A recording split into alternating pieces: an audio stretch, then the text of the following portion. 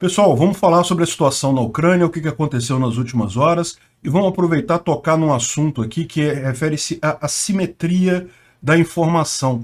Por que os bloggers militares russos estão com problemas e isso não se reflete do lado ucraniano? Vamos entender o que é isso. Essas notícias foram sugeridas por Peter Ufino, Sagat Bordiev e várias outras pessoas. Obrigado aí ao pessoal que sugeriu notícias, obrigado a você que está assistindo o nosso vídeo. Se você gosta do nosso conteúdo, por favor, deixe o seu like e se inscreva aqui no canal, né? Bom, vamos começar rapidamente dando uma repassada aqui sobre a frente de batalha, mas é muito rápido porque, de fato, não houve nenhuma mudança, né?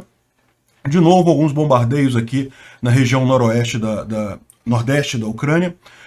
Esses bombardeios, como a gente já falou, eles têm por objetivo só manter o exército ucraniano atento, né, à eventual invasão por aqui. Vocês sabem também, houve uma grande operação no lado ucraniano de colocar mina na fronteira com Bielorrússia. Eu já falei para vocês, eu acho pouco provável que Belarus invada a Ucrânia, né? Belarus é comandada pelo Lukashenko, que é um aliado do Putin. Em tese, Belarus poderia entrar nessa guerra e invadir a Ucrânia. Eu acho isso pouco provável. De qualquer forma, os ucranianos estão tomando medidas aqui para impedir uma eventual invasão de Belarus para cá, né? Bom, no resto da frente de batalha não houve grandes mudanças, continua aquele bombardeio que a gente mencionou, que na verdade é uma bombardeio de artilharia, né, tiros de artilharia, que na verdade o objetivo é evitar que os ucranianos se aproveitem da reserva, da pausa que os russos estão fazendo para avançar na linha de frente. Então você tem aqui uma quantidade relativamente grande de tiros aqui sendo disparados e coisa e tal, enquanto os russos se reagrupam, né? E está vindo muito material de reforço, os russos têm mandado muita coisa das regiões leste da Rússia, de outros lugares, para reforçar a frente de batalha. Imagina-se que em mais 1-2 semanas eles devem retomar a ofensiva, ou pelo menos tentar fazer isso. Se vão conseguir ou não, é outra história. Por quê? Porque da mesma forma os ucranianos continuam seguindo na sua estratégia de explodir centros de comando, explodir depósitos de munição, esse tipo de coisa, e isso está cada vez mais dificultando essas operações russas, né? Se eles vão conseguir continuar com o ataque, nós vamos descobrir em poucas semanas, né?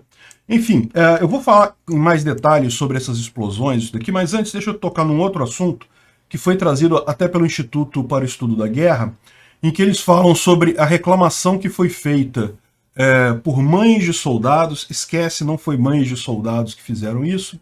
Tá aqui, ó. O Kremlin liberou uma carta escrita por mães de soldados demandando o fim da atividade de jornalismo na frente de batalha e promover a censura nos blogs militares russos e correspondentes de guerra, né? E qual que é a ideia? Essa aqui é a carta que eles mandaram, supostamente mães de soldados mandaram. Na prática, isso daí muito provavelmente foi feito pelo próprio Kremlin, pelas próprias forças russas, mas basicamente o que eles querem? Eles estão reclamando de falta de profissionalismo nos blogs militares russos, ou seja, o que está acontecendo, né? Existe uma série de pessoas lá na Rússia, que da mesma forma que existe no lado da Ucrânia, uma série de pessoas que gravam as operações dos soldados, alguns são soldados eles mesmos, outros são pessoas de fora, que gravam essas operações e coisa e tal, e liberam na internet, né? Inclusive, o Kremlin falou que vai botar censura nessas imagens, vai exigir moderação dessas pessoas. E aí muitos estavam reclamando, porque eles falaram, não, porque do lado da Ucrânia você tem informações do mundo todo mundo sabe de todas as coisas, o que está acontecendo, isso ajuda a dar credibilidade ao que a Ucrânia está falando, né, esse tipo de coisa, ao passo que no início da guerra não tinha nada do lado da Rússia, e os russos correram atrás de fazer isso, um monte de gente foi lá para fazer reportagem também, para tentar ajudar o lado da Rússia. Só que aí tem um problema, é o que eu falo, o problema da simetria da informação nesse caso. E pode parecer que é a mesma coisa, né? Da mesma forma que existem pessoas do lado ucraniano dando informação sobre o que está acontecendo na linha de batalha, por que não pessoas do lado russo também dando essas informações? Evidentemente, cada lado vai dar com seu viés, isso aí é esperado, mas não deixa de ser informação que você passa, que as pessoas consomem, e isso ajuda o exército a ter uma posição, digamos, na guerra da informação, né? Na visão geral de como é que está acontecendo a guerra lá, né? Isso é uma coisa importante no final das contas. Como a gente explicou para vocês, né? O Ocidente, por exemplo, só começou a dar armas para a Ucrânia depois que percebeu que ela tinha de fato chance de ganhar. De onde é que veio essa convicção de que a Ucrânia tinha chance nessa guerra? Num primeiro momento, né, muita gente fala, pô, se os Estados Unidos tivesse dado o HIMARS lá para a Ucrânia no início da guerra, talvez já tivesse acabado a guerra a essa altura, né? A Rússia já teria sido derrotada.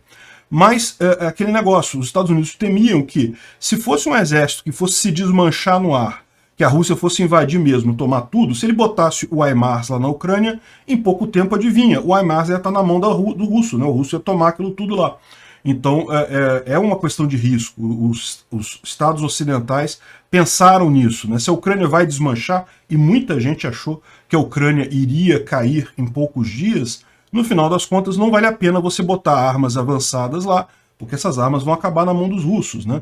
Então essa guerra da informação, essa coisa das pessoas terem uma visão do que está acontecendo na frente de batalha, acaba sendo importante. Não só no nível estratégico, é lógico, a OTAN, o pessoal do Departamento de Defesa americano, tem informações muito mais sensíveis sobre a linha de batalha até do que a gente pode falar aqui. Mas não é só no nível do governo que isso é importante também do ponto de vista da população, né? Os governos, principalmente no Ocidente, são governos democráticos, o que significa que para o Biden poder mandar armas para a Ucrânia, ele tem que ter certeza que o grosso da população americana está convencido de que isso é uma boa ideia. De fato, ele tem isso. Tanto que todos esses programas de ajuda à Ucrânia passaram com o apoio dos dois partidos lá, dos americanos e dos democratas. Se a Ucrânia não tivesse feito um trabalho tão bem feito de informação, de mostrar o que está acontecendo na guerra, o próprio Zelensky ele fez um trabalho muito bom de comunicação, talvez não tivesse esse apoio todo, talvez a situação da Ucrânia tivesse muito difícil. Então os bloggers militares russos estão reclamando, porque eles estão fazendo a mesma coisa que os ucranianos e coisa e tal, e a Rússia não quer que eles parem de continuar fazendo isso. Por quê? E aí que tá, é o que eu falo, a questão da simetria da informação. É porque a guerra está acontecendo na Ucrânia. Isso muda fundamentalmente as coisas. Não é a mesma coisa um blogger militar russo e um blogger militar ucraniano. Por quê? Vou pegar um caso aqui. Eu raramente mostro essas imagens que de vez em quando postam, porque isso aqui é irrelevante, né? Os ucranianos destruíram um monte de tanques russos. Ah, ok, isso acontece um monte de vezes para os dois lados o tempo todo. É uma coisa meio irrelevante. Mas isso é o tipo de coisa que os bloggers militares colocam, né? Eles pegam lá as informações, mostram os tanques e coisa e tal.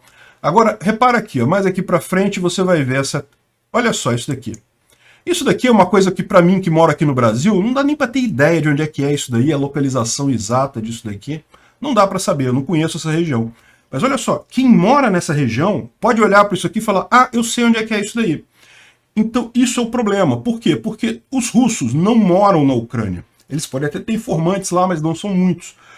Os ucranianos moram ali, eles conhecem o lugar. Então, o que está acontecendo? Quando os bloggers militares russos tentaram fazer a mesma coisa que os bloggers militares ucranianos, de mostrar frente de batalha, mostrar batalha e coisa e tal, eles acabavam entregando a posição de onde estavam as tropas russas. E isso acabou permitindo um monte de ataques. A gente chegou a mostrar aqui uma vez os russos fazendo um tiro com um obus autopropulsado e logo em seguida saindo da região, mas ainda conseguiram atingir o obus, os ucranianos ainda conseguiram atingir o obus. Por quê? O ucraniano, no momento que viu o vídeo, falou, não, isso aqui eu sei onde é, no lugar tal, assim.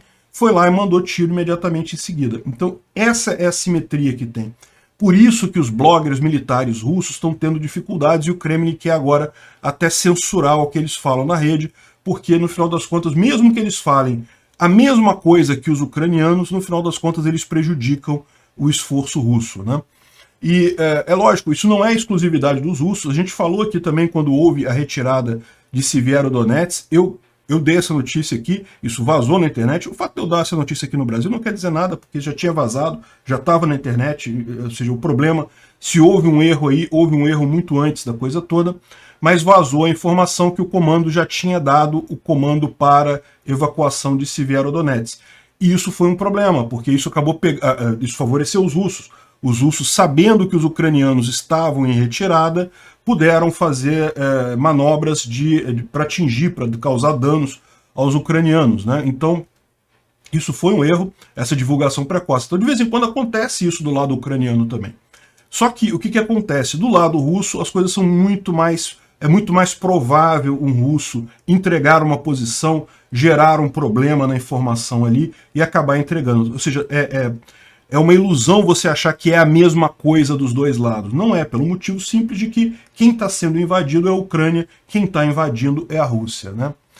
Bom, então isso daqui, essa parte da simetria da informação, é bem interessante o que o pessoal do Instituto da Guerra falou aqui. Parece que os russos estão de fato buscando maneiras de limitar a ação dos bloggers militares russos, e os bloggers militares russos estão reclamando disso porque, poxa, na visão deles, eles estão fazendo a mesma coisa que os ucranianos, né? E são importantes para mostrar que a Rússia não está tão destruída assim, que ainda tem capacidade de guerra e coisa e tal. Bom, uma outra coisa que aconteceu foi que, a gente mencionou ontem, né, que os russos determinaram toque de recolher aqui em Kupiansk, coisa e tal, por questão da ponte destruída, e com isso a gente ficou sabendo que os russos designaram um governo paralelo aqui em Kharkiv, né? Kharkiv, a cidade de Kharkiv está em poder dos ucranianos, nunca caiu para os russos, mas o Oblast de Kharkiv é uma área maior que abrange toda essa região aqui, inclusive Kupiansk. Kupiansk fica em Kharkiv. E então os russos designaram um governador alternativo para essa área, mais uma indicação de que eles podem estar querendo assumir essa área. O que eles querem é isso, né? Eles querem a conquista territorial, está mais do que claro nessa altura do campeonato, né? Bom, e se os russos não avançaram nada esses dias, os ucranianos continuam com a estratégia deles de destruir depósitos de munição. Isso daqui são alguns desses aqui. Esse daqui é o Kirovsky, é isso? Vamos ver aqui. Kirovsky. Kirovsky é esse primeiro aqui, esse outro aqui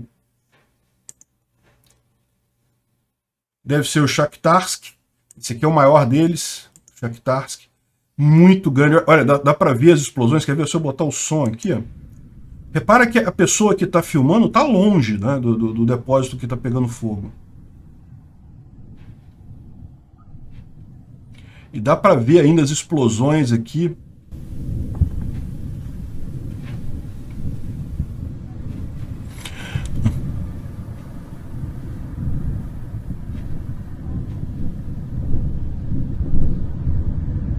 Ó, a quantidade de explosão de munição nesse depósito aqui.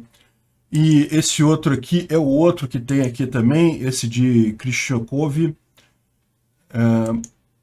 Também muita explosão, então mais um caso de depósito de munição explodido pelos ucranianos. Teve mais dois aqui que a gente só tem imagem, mas foram os dois em Donetsk, que aconteceram agora cedo. São esses dois aqui, ó. Esses dois incêndios pequenos aqui também na região de Donetsk, né? E ontem, lembra que a gente falou que teve um ataque a um depósito de munições em Chernobyl, ali em Kherson, e hoje a gente tem informação de que os ucranianos conseguiram atingir 2 postos de comando na região, equipamentos e depósitos lá em Chernobyl, né? Então, isso a gente já falou ontem, a gente já mostrou a imagem disso ontem. Houve realmente uma ação aqui em Kherson, eles estavam mostrando até aqui embaixo, mas como eu falei para vocês, era em Chernobyl, que é essa cidadezinha aqui, um pouco acima de Kherson, onde tem o aeroporto aqui, que os russos também usam como base deles. Então houve uma grande explosão. O que a gente teve de informação é justamente que houve de fato muitos feridos, 300 russos no mínimo, entre mortos e feridos, nesses ataques aos campos de comando ali em Chernobyl, né? E aqui, isso aqui é um blogger militar russo reclamando de que, né, que foram atingidos e coisa e tal, lá em Chernobyl e tal. E aqui o pessoal está comemorando, lógico, né, os ucranianos comemorando que os russos disseram que foram atingidos, confirmaram que o posto de comando na região foi atingido por esses mísseis ucranianos, né? E a gente falou ontem também, teve ataque em Nova Kakhovka, né? Então foi Chernobyivka, que é aqui, e Nova Kakhovka, que é aqui, que são os dois principais pontos de controle dos russos, né, militares. Na verdade, Nova Kakhovka é o principal deles, e Chernobyivka é o que é usado aqui para proteger Kherson, né? Então foram os dois postos de comando que a gente mencionou que foram atingidos por bombardeios ucranianos ontem. E aí, segundo esse jornalista aqui, foram 340 pessoas russos, entre mortos e feridos, resultado desse ataque à Nova Kakhovka. Quem disse isso foi um jornalista lá da região, citando que ele tem informações de pessoas que moram lá, né? De novo, a gente vê aqui esse tipo de coisa, que é o fato de que a Ucrânia ela tem muito mais informações sobre o que acontece, justamente porque grande parte da população quer continuar na Ucrânia, não quer fazer parte da Rússia. A gente viu isso, né? Houve uma... Eu mostrei para vocês aqui, já faz coisa de um mês mais ou menos, que teve uma grande cerimônia para quem quisesse passaporte russo e tal, era o Dia da Pátria na Rússia, um negócio assim, uma coisa dessa assim, e fizeram uma grande festa em Kherson, esperando uma grande multidão, e não foi ninguém, tinha meia dúzia de pessoas ali, justamente os colaboradores russos. O pessoal não quer nem saber desse negócio de fazer parte da Rússia, sabendo o que aconteceu com Donetsk e Luhansk, né? Para quem não sabe, essa região da Ucrânia, que já foi tomada pela Rússia em 2014, está vivendo na pobreza absoluta. Tudo acabou ali, ninguém mais tem emprego, a economia da região ficou totalmente destruída, porque ninguém reconhece essa região como sendo uma região independente, e os russos, quando fazem negócio ali, fazem de forma predatória, só para tirar dinheiro mesmo, enfim. Ninguém quer fazer parte dessa experiência novamente, né? E, bom, como a gente já mencionou ontem, estão chegando mais HIMARS aos americanos, e aqui tem uma reportagem aqui do pessoal da Ukraine Battle Map, que é um grupo de jornalistas lá, falando justamente, mostrando aqui todos os ataques que aconteceram, isso aqui ontem, tá? Que aconteceu ontem por HIMARS lá nas tropas. Então a gente mostrou alguns aqui, mas nem mostramos todos. Por exemplo, em Mariupol também houve, os comandos russos lá em Mariupol foram atingidos também, né? E eles falando justamente como é que isso mudou a coisa, e se isso tivesse acontecido mais cedo na guerra, a guerra já teria acabado. Mas mais que isso, se a Rússia não achar uma maneira de anular essa arma ucraniana, a guerra vai durar poucos meses. Porque o que está acontecendo, né? O HIMARS, ele não apenas tem essa capacidade de distância muito grande, precisão muito grande, ou seja, isso ajuda muito os ucranianos. Por quê? Porque os ucranianos não querem sacrificar a população, ao contrário dos russos, que não estão nem aí para matar civis. Os ucranianos não querem sacrificar a população em torno. Um míssil com precisão é muito melhor nesse caso. Mas mais do que isso, ele tem uma alta mobilidade. Então é evidente que os russos estão querendo destruir os HIMARS, estão tentando o tempo todo. Aliás, saiu um vídeo alguns dias atrás de supostamente HIMARS sendo destruídos por artilharia russa. Esse vídeo é falso, tá? Só para avisar vocês. Não teve nenhuma perda de HIMARS ainda. Justamente por quê? Pela questão da mobilidade. É lógico, você faz um lançamento desses e imediatamente você sai da região, não vai ficar ali, né? A gente já viu que a artilharia ucraniana é muito mais rápida que a artilharia russa, mas ainda assim ele não pode ficar dando bobeira no mesmo lugar. Os HIMARS estão o tempo todo se movendo. Então é isso daí. A expectativa é que se a Rússia não der um jeito de parar o HIMARS, a guerra vai acabar em pouco tempo, de fato.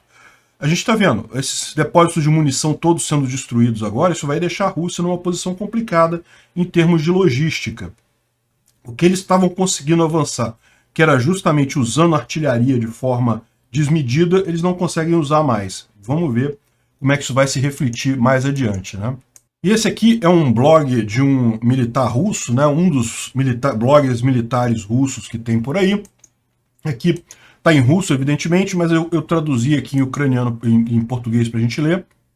E o que ele está fazendo é justamente criticando o alto comando russo, né? Algumas críticas aqui, a gente já falou aqui, inclusive, críticas de outros militares, né? Que em fevereiro e março, a falta de planejamento fez com que a Rússia perdesse a maioria dos modelos T-72 e T-90, porque fizeram aquelas colunas enormes, tentando pegar Kiev. Não conseguiram, ao contrário, foram atacados pelos ucranianos na retaguarda, aqueles comboios todos foram perdidos e coisa e tal. Então, um absurdo o que aconteceu, né? Segundo ele está dizendo aqui, perderam a maior parte dos T-72 e T-90 e BMP-3, que é aquele blindado de carregar pessoal, o mais avançado deles, a maior parte foi perdida. Aí em abril e junho também começaram a fazer guerra direta, mas sem infantaria para ajudar a artilharia, tiveram que reinventar tudo da Primeira e Segunda Guerra Mundial sobre esse tema, avançar dolorosamente com perdas insanas, né?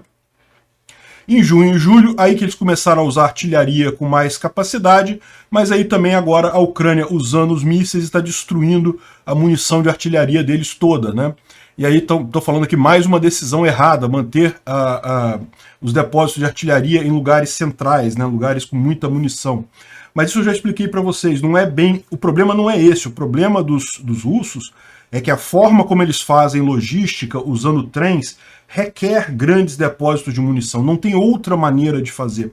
Se eles usassem principalmente caminhões, seria mais tranquilo, eles já poderiam fazer essa coisa via caminhão.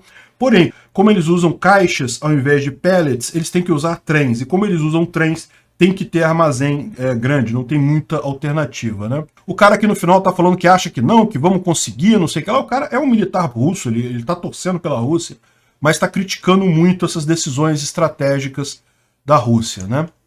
E outra coisa que a gente descobriu, lembra que a gente tem falado já há algum tempo que a Rússia está com um problema com mísseis de longo alcance, né? Não estamos falando de peças de artilharia, de projétil de artilharia, eles têm muitos, ainda tem muita reserva lá na Rússia, é lógico, muita coisa velha, vai ter problema de logística para levar para frente de batalha, mas eles têm muitos. Agora, mísseis de precisão, já há algum tempo a gente vem falando que eles estão com poucos. E olha, mais uma prova disso aqui. Eles estão usando os mísseis S-300, que são mísseis de defesa antiaérea, como mísseis para atingir alvos na Terra, ou seja, eles estão mudando o controle do míssil para atingir uma posição fixa na Terra, né? Esses mísseis normalmente são feitos para derrubar outros mísseis, então eles têm uma velocidade muito alta e coisa e tal, uma precisão grande num tiro terra-ar, mas o que eles estão fazendo é adaptando esses mísseis para serem usados em alvos da Terra. Parece que em Odessa já houve, desculpa, não, Odessa não, em Mykolaiv já houve esse tipo de ataque, segundo informações do pessoal, né? Um outro absurdo que os russos estão fazendo é usar uma planta nuclear ucraniana como base militar, né? Vocês sabem, essa planta nuclear ucraniana aqui, ó, Enerhodar, em Zaporísia, ela foi tomada pelos russos logo no início da guerra, né? Inclusive de forma totalmente irresponsável, os caras saindo dando tiro, atirando artilharia dentro da planta nuclear, um absurdo completo. Mas enfim, foi tomada pelos russos aqui nessa região, e o que eles estão fazendo agora? Eles transformaram a planta em uma base militar, ou seja, botaram vários sistemas ali, vários lançadores de mísseis ali. Por quê? Porque os ucranianos não têm como atingir esses mísseis. Se eles fizerem um ataque contra essa planta, vão acabar, existe o risco de acertar os reatores e acabar gerando uma tragédia muito maior, né? Então, é mais um crime de guerra russo usar isso daí. Estão colocando minas no mar, ali no mar não, no rio, né? No rio aqui na região, para evitar um ataque pelo rio de ucranianos e com isso fazendo uma super base militar aqui nessa região. Vai ser muito difícil os ucranianos retomarem isso, porque justamente eles sabem que não podem atacar diretamente a usina, né? Apesar de que não é algo impossível de qualquer forma, a única alternativa aqui seria uma política de cerco, né? Simplesmente impedir qualquer contato desse pessoal. Em algum momento eles vão ter que se entregar, mas de qualquer forma é um absurdo o que eles estão fazendo lá, né? Bom, isso aqui é um vídeo da quantidade de equipamento abandonado pelos russos, isso aqui lá na Crimeia, tá? É um campo lá na Crimeia que os russos usam para equipamento danificado, e realmente tem bastante coisa ali, bastante coisa jogada fora lá dos russos, né? Bom, uma coisa importante, saindo da área militar agora, voltando para a área mais de diplomacia e outras coisas, mas é rapidinho que a gente vai falar.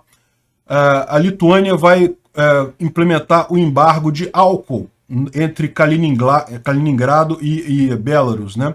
Ou seja, vai ter problema isso daí, hein? Deixar russo sem vodka é um problema, né? Esperem que os caras vão ficar chateados agora. Cortou a vodka. Enquanto não tinham cortado a vodka, tava tudo bem e coisa e tal. Agora que cortaram a vodka, o negócio vai ficar feio, hein?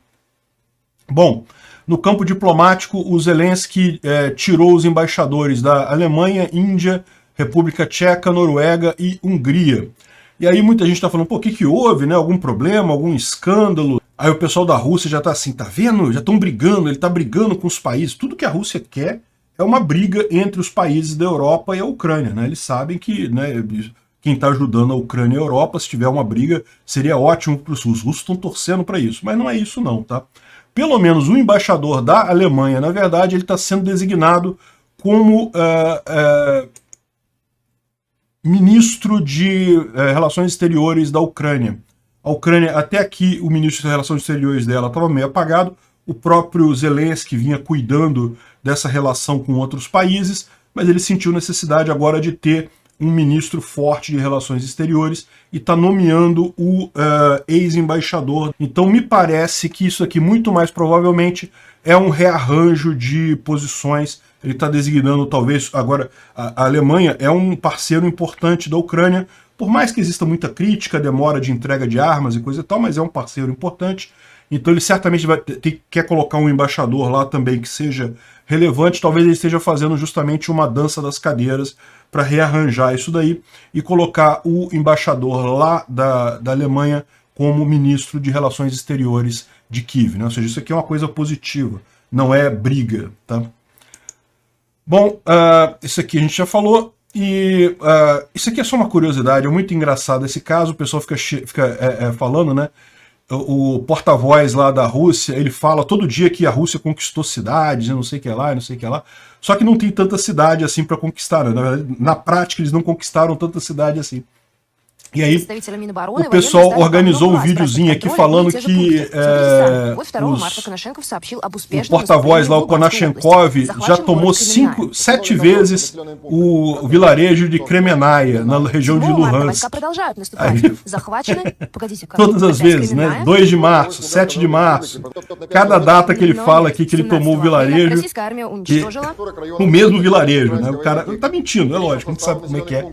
Se o russo está falando alguma coisa, o russo está mentindo. É uma coisa fácil de saber, né? Bom, só fiquei engraçado aqui porque ficou uma mentira muito óbvia no caso dele.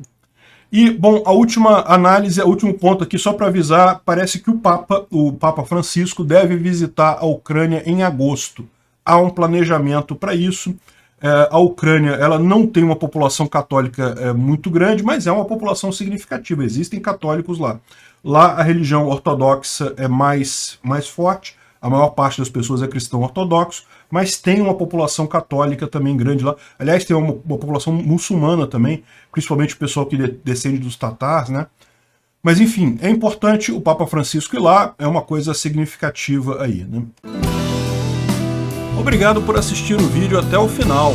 Além de curtir, compartilhar e se inscrever no canal, considere se tornar patrocinador com valores a partir de R$ 1,99. Clique no botão Seja Membro abaixo para saber as condições e vantagens de patrocinar o canal. Mais informações sobre o nosso projeto, visite nossos sites indicados na tela.